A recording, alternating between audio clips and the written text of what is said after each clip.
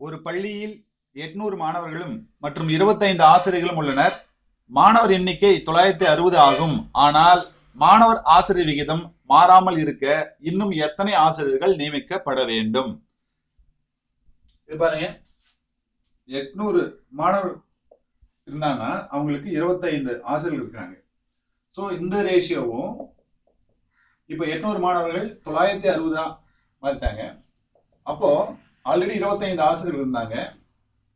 கூடுதலா இன்னும் எத்தனை ஆசிரியர்கள் சேர்க்கணும்? அப்போ ரேஷியோ மாறாம இருக்கும் அப்படின்னு சொல்றாங்க. சோ இது மாதிரி சொன்னாவே நீங்க அந்த ப்ரொபோர்ஷன் மெத்தட், அதாவது விகித சம மெத்தட் நீங்க ஃபாலோ பண்ணணும். சரிங்களா? அப்போ இது எப்படி அப்படின்னு பாத்தீங்கன்னா, இடைமதிப்புகளின் பெருக்கல் எல்லை மதிப்புகளின் பெருக்கலுக்கு சமமாக இருக்கும்.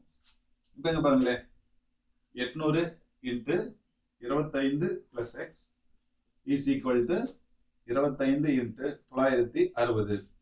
பாருங்க, இந்த 25 அடிக்கலாம். 100ல 4 25 இருக்கு. அப்ப 4 8 32.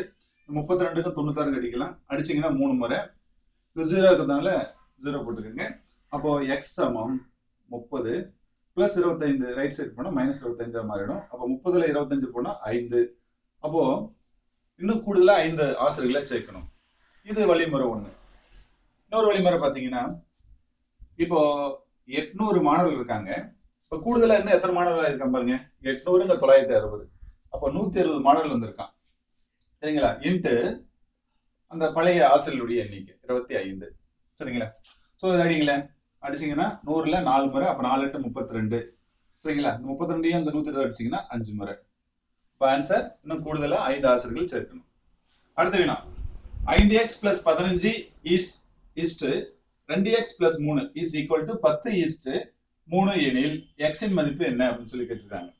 சோ இதே வினாவும் இந்த கேட்ட வினாவும் ஒரே மாடல் தான். சரிங்களா? சோ ப்ரொபோர்ஷன் மெத்தட், இடைமதிப்புகளின் பெருக்கலானது எல்லை மதிப்புகளின் பெருக்கலுக்கு சமமாக இருக்கும். இப்ப இங்க பாருங்களேன், 5 15 x plus 15 45 is equal to 2 10 20 x plus 3 10 30. இப்ப பாத்தீங்கன்னா 15x 20x இருக்கு. அப்போ 15x அந்த கொண்டு போயிடுறேன். இங்க பிளஸ் 30 இங்க 45 இருக்கு. அப்போ 30 கொண்டு வந்தாரு. ஏன் அப்படின்னா பெரிய மதிப்பு அருகில இடத்தை மாத்திக்கணும். அப்ப 45 minus 30 is equal to 20x minus 15x. 40ல 30 போனா 15, 20ல 15 போனா 5.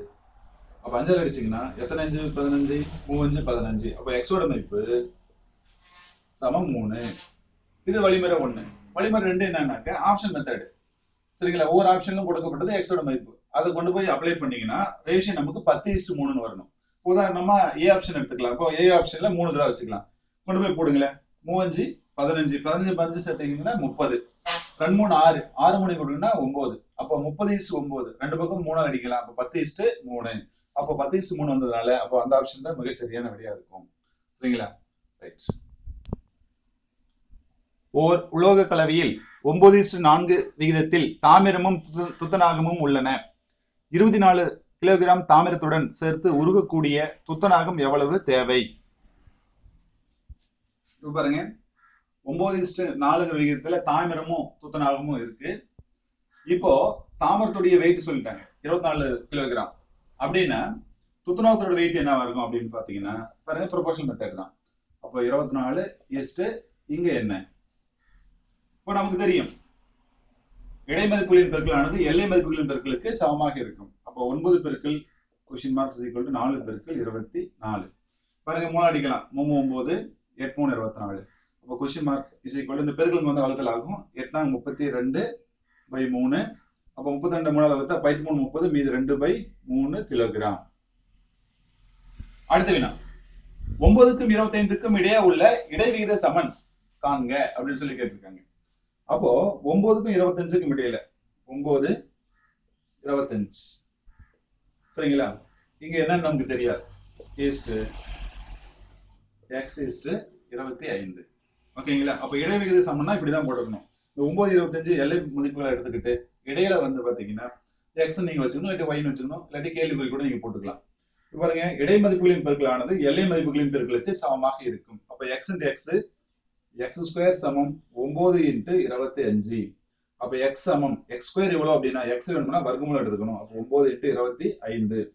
அப்ப 3 இன்ட்டு 5 35 15. சரிங்களா? நீங்க டைரக்டா கூட வர்க்கமூலம் எடுத்து போட்டுடலாம். Root of 9 × 25 is equal to 3 × 5. So 3 5 15. சரிங்களா? That's all. a plus B மற்றும் a மைனஸ் b இன் மதிப்புகள் முறையே 7 மற்றும் 4 எனில் ab இன் மதிப்பு காண்க. பாருங்க, இம்மாதிரி மதிப்பு கொடுக்கப்பட்டா ஷார்ட்கட் என்னன்னு பாருங்களேன். a plus B a minus B, ஒன்னு கூடுதலா இருக்கும், ஒன்னு கழித்தலா இருக்கும். சரிங்களா? அப்போ ab இன் மதிப்பு, அப்போ ஏங்கிறது பெரிய மதிப்பு, பிங்கிறது சிறிய மதிப்பு. ஏன் பாருங்க, a மைனஸ் பி, a பெருசா வந்தா a ல இருந்து b கழிக்கிறோம். இதே b மைனஸ் a இருந்தா b பெருசா இருக்கும், a சிறியதாக இருக்கும். ஏன்னா ரெண்டுமே பாசிட்டிவா தான் இருக்கு. அப்போ a, அப்ப பாத்தீங்க a வேணும் அப்படின்னு பாத்தீங்கன்னா ரெண்டையும் கூட்டி 2ஆல வகுத்தா பெரிய மதிப்பு கிடைச்சிரும். அதுதான் a. அடுத்து b, ரெண்டையும் கழித்து 2ஆல வகுத்தா அது b கிடைச்சிரும். அப்போ 7 மைனஸ் 4/2. அவ்வளவுதாங்க. அப்போ 11/2 இன்ட்டு 3/2. ஸோ 33/2 4. ஸோ அவ்வளவுதான்.